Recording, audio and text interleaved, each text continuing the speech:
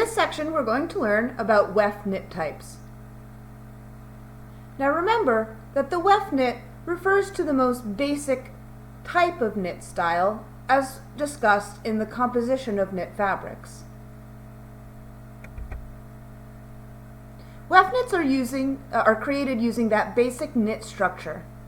There are many varieties of weft knitting, most of which can be created both by machine and by hand. Weft knitting is the oldest style of knitting, and although the technique when the technique was invented is not known, the oldest knit garment is from a knit sock from Cairo, dating back more than 1,000 years.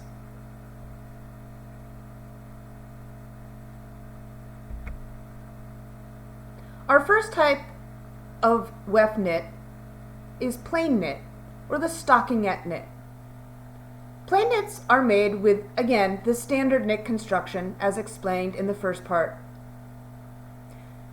The face side of the plain knit will show those knit stitches, or those lovely little V structures that we look to characterize our knit fabrics.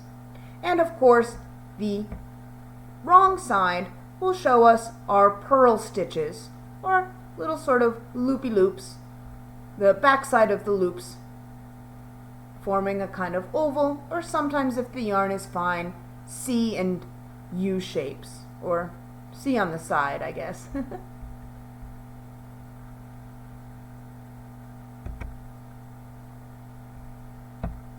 Here's what our plain knits look like. Again, there's our knit side with our characteristic little V's, and the purl side with those kind of oval shapes, interlocking oval shapes. Sometimes they look more like ovals, sometimes they look a little bit more curved into one another. Hard to describe the shape on that one.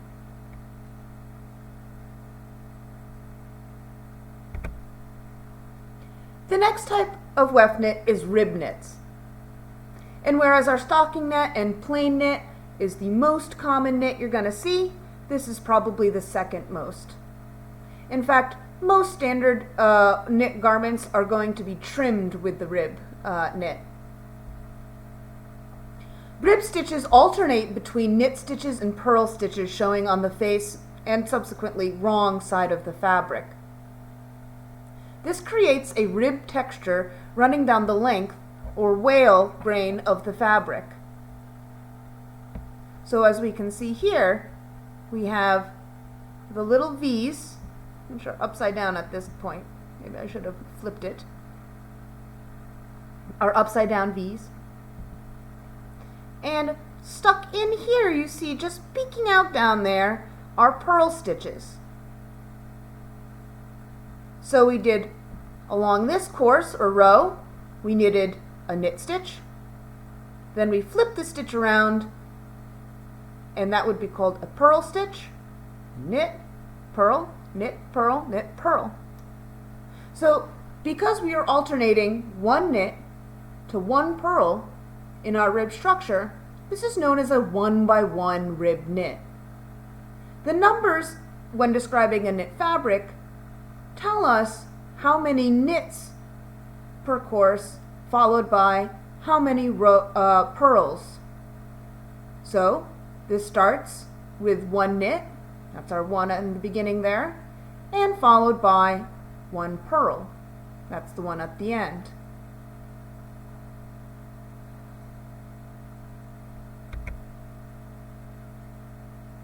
Rib knits are very important because they are stretchier and stronger than regular knits.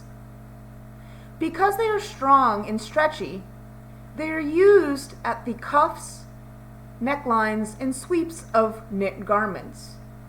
These areas get a lot of stress. So at the end of a sleeve cuff, our hand goes in and out, and our hands are bigger than our wrist, so they tend to stretch out the cuffs of the knit garment. The same thing with the neckline. We typically have to stretch the neck opening out over our head to get it onto our bodies. Once it is stretched over our head, it will snap back to a smaller shape around our neck. So these areas of the garment that receive a lot of stretching stress are typically found with rib knits.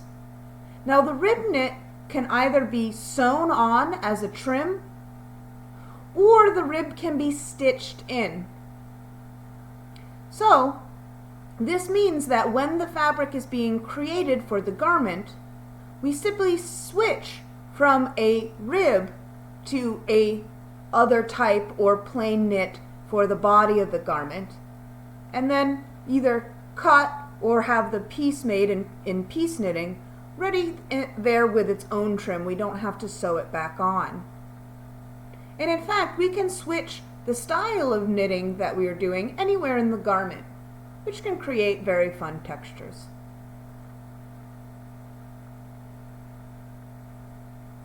The images here show a 2x2 rib, so 2 knit stitches, 1 little V, 2 little V, and 2 purl stitches, 1 little purl, 2 little purl, followed by that subsequent pattern, giving us what's called a 2x2 rib. Here we have a 3x2 rib, where we have 3 knit stitches, 1 little V, 2 little V, 3 little V, and 2 purl stitches, 1, 2. Kind of peeking in there. They're a little harder to count because they are staggered. So you see sort of 1 full one and the half of the 2 one. But that would be our 2 purl stitches. So 3x2 rib. 3 knits followed by 2 purls.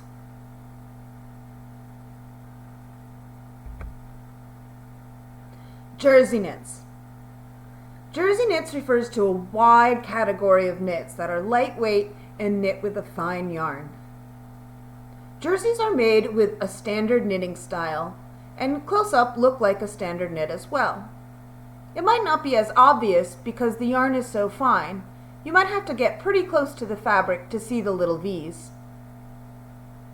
The fabric was first created as an underlayer for fishermen on the island of Jersey in the English Channel in the Middle Ages. It was originally made from wool, but can be made out of almost any fiber. Actually, it can be made out of any fiber.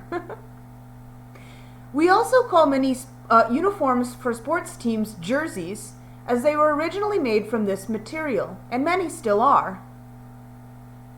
Today, jersey is one of the most common knit types, and is used to make t-shirts, underwear, dresses, and more.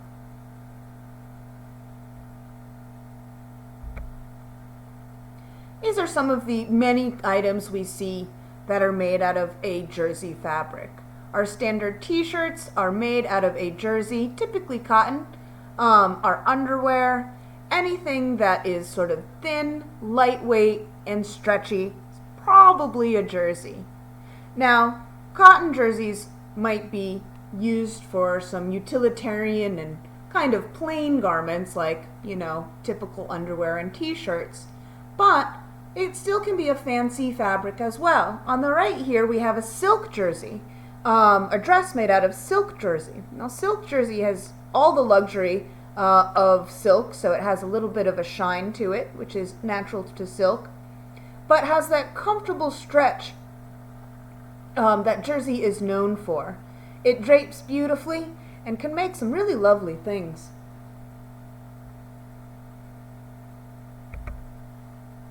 Next is our cable knits. Cable knits refer to a raised texture of stitches that appear to wrap around each other in a lengthwise direction down a knitted piece of fabric. The cables are created by switching the order of loops in a course when the next course of loops are stitched. It's a little complicated, but pretty much what we do is when we have a row of loops and we're ready to put in the next row of loops, I will start interlocking my loops, loop, loop, loop, loop, and then I will sort of push off a couple, 2 or 3 or even 1 little loop down and loop first the ones after it. And then after 1 or 2 of those, I'll bring back those loops I set aside and start linking them in too. This creates that sort of overlapping texture of the cable. There are many different styles of cable knit, and it can be made as an all-over pattern or be knit singly. So you'll just have one big cable running down the middle or just a few cables running here and there.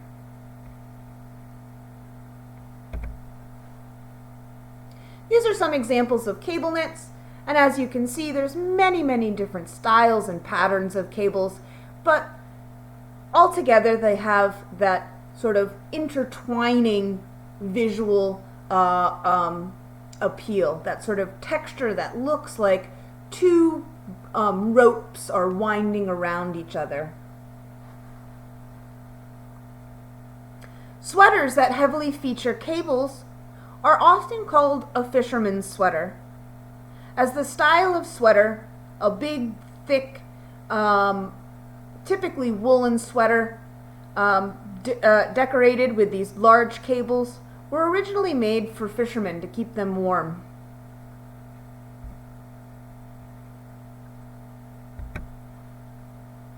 Next we have a seed stitch. A seed stitch is also called a moss stitch, and it features a small raised bumps throughout the knit fabric. The seed, or little bumps, that are created are made by alternating a knit or purl stitch on the side of the fabric with the majority of the opposite kind of stitch. So if we look over here, the seeds are these little bumps. If we look at the background of the fabric away from the bumps, it looks like a normal plain knit. And it is. But when we get to the C, we snuck in a little purl stitch on the knit stitch side. So we're just sort of sneaking in these singular little purls on a side that is mostly knit.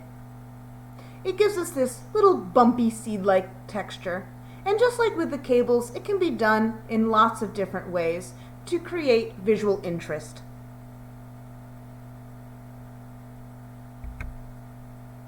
Here are some different styles of seed stitch. Here we have the little purl stitches, which are bumping up out of our normally majority knit stitch side, or creating little chevron patterns. Here we have more of a dense overall pattern in the middle of our seeds popping out. And here where we can see what it looks like in a chunky knit as a sweater. So this would be a relatively large gauge yarn.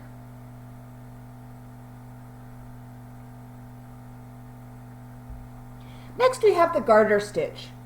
The garter stitch is one of the first knitting patterns learned by craft knitters because it's the easiest way to do by hand. When we are knitting by hand, we typically have to knit one row using the knit stitch and then one row using a purl stitch. They're pretty much the same thing, it's just you loop it in backwards, and this is how you get one side with all knit stitches and one side with all purl stitches. If you do the same direction stitch all the way, you get what's called a garter stitch. Technically what it is it's pretty much just a plain knit, but what we do is we alternate a row of knit stitches and a row of purl stitches. It's also somewhat like a rib stitch, because in a rib stitch what happens is we get these vertical wales of all knit and then a wale of all purl stitch, a wale of all knit, a wale of all purl. That's our rib knit. Now the garter stitch is pretty much the same thing, it's just in the crosswise direction. We do a course of all purls and a course of all knits and a course of all purls, so on and so forth. Now when we look at the garter stitch, it can be a little bit difficult to tell the difference between a garter stitch and just the wrong side of a plain knit. This is because the knit stitches kind of hide themselves in the background and the purl stitches pop out. And that's where it's kind of also opposite from our rib knits. From our rib knits, the knit stitches pop out and the purl stitches sink in. Different for the garter stitch. The main difference, how you can tell the garter stitch away from the plain knit, is the garter stitch will look the same on both the face and wrong sides of the fabric.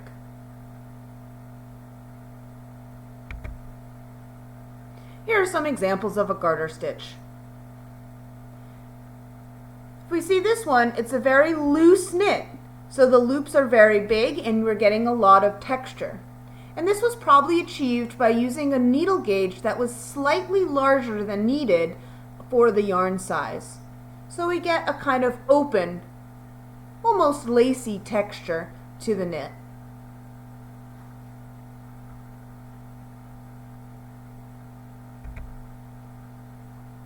Lace knits. Lace knits feature stabilized holes and intricate patterns throughout the fabric. These holes can be made, make the fabric look like lace, but are knitted.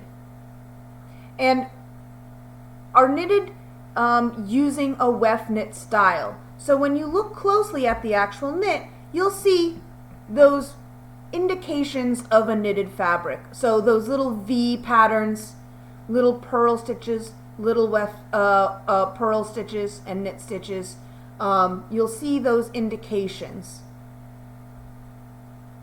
The lace pattern is created by increasing and then decreasing the number of loops between each course. The difference in stitches creates a hole, which can be made into patterns.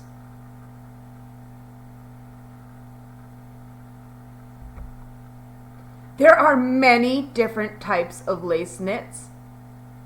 Can't show them all. I don't have infinite amount of time, but that's sort of where we're going with knits is, you know, there's a style of patterning, but there are so many different ways of interpreting and creating that style, which is one of the beauties of textile designs and, you know, using fabric as a medium. It's just so versatile. So just like with our cable knits and our seed stitches, lace knits can create really an infinity different amount of different patterns for us. What we're going to look for when we look for a lace knit is those indications that we can see a little bit of the knit or purl stitch. Here we see a little bit of those purl stitches, a little bit of those knit stitches right there, and then a stabilized hole. Here we can see again those sort of knit stitches that are going at a weird angle, but they're right here, and stabilized holes. So that is going to let us know that that's a lace knit, and it's pretty much a catch-all term for any kind of weft knit with these stabilized holes in the knit pattern.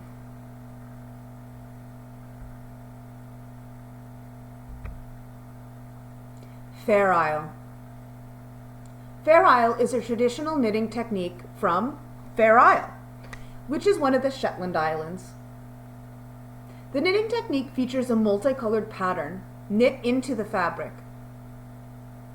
The different colored yarns are floated on the back of this fabric until needed. Because of this technique, traditional Fair Isle patterns have no more than 3 consecutive stitches of any given color, and no more than 2 colors per course. This is to ensure the floats on the back aren't too big. When they are too big, it gets pretty ratty looking, and they can easily snag and break. So if we look, for every row or course, no more than 2 colors are used. So in this section, it's only this dark blue and red color. And here, it's a light blue and kind of yellowish orange, sort of burnt yellow color, and so on and so forth. We float the colors that are not in use until they're used again.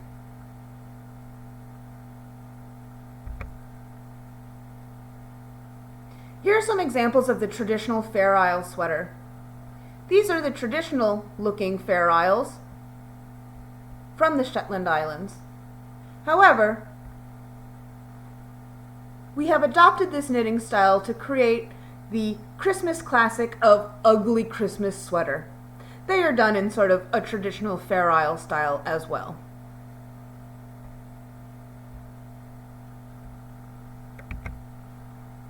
Here's what the Fair Isle looks like when knit by hand from front and back. Here's the face knit pattern. We see here alternating a stitch of red and gray, and Here, white and gray. I'm not sure what's happening here. We can't see this, but it must be nice. But we can see the yarns floating. So here we have stuck in a little bit of red color. It's popping out. Probably only one stitch is showing red here, and then we won't see it for another 3 to 4 stitches until it pops in again. So all these create a sort of elongated purl stitch type of shape, but they're being floated in the back until they are needed again. It's a rather complex style of knitting. Argyle.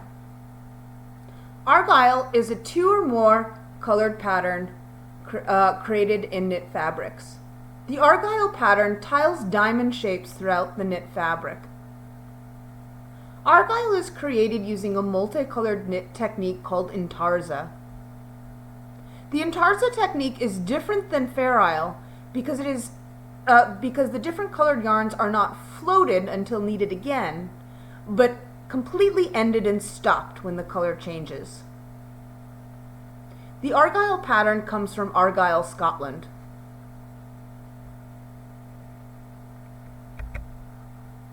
The Argyle pattern is incredibly popular for knit garments, anywhere from sweaters to sweater vests to socks, and especially in menswear.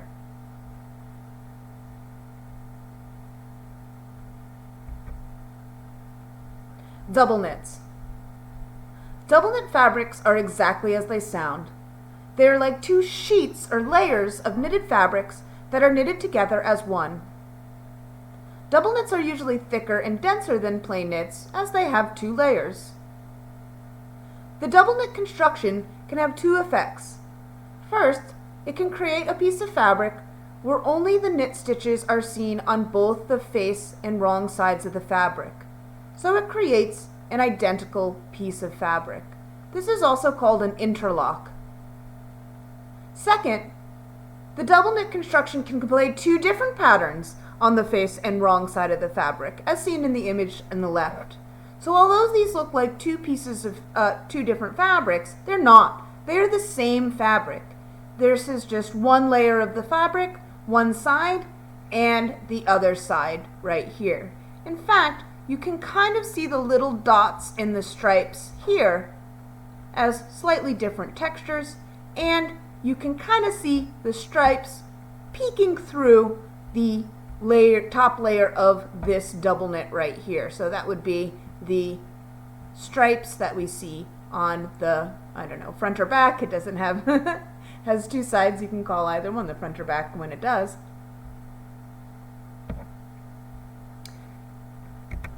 So here we have 2 different examples of our double knit, and double knit, it's very interesting because we use it for either making the front and back of a fabric look exactly the same with both knit stitches and texture and everything. And when we do that, it's called an interlock knit. So these guys are both interlock knits. But we can also use the double knit to create 2 completely different or completely opposite faces of the fabric. So double knits are known as a reversible fabric where both the face and wrong side have use value.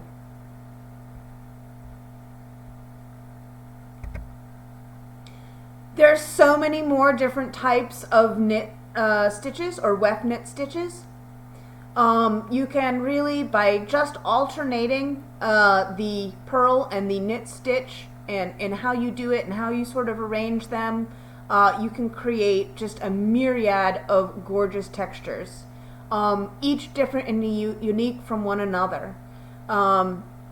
They can be artistic, geometric, patterned, anything you want.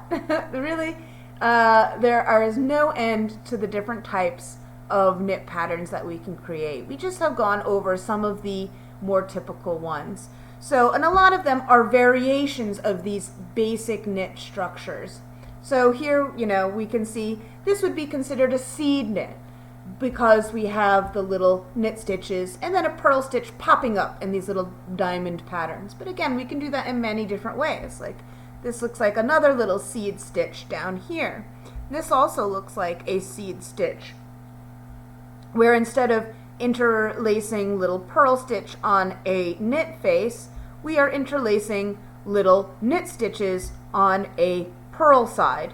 So we're creating these little structures.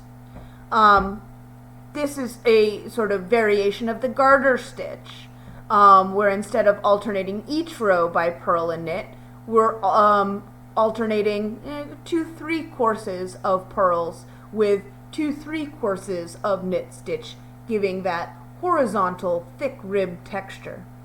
So have fun with the world of knits. If you love textures, man, knits are for you. You can create so many, and we have even more to talk about in our subsequent video portions when we get to warp knits and specialty knit types.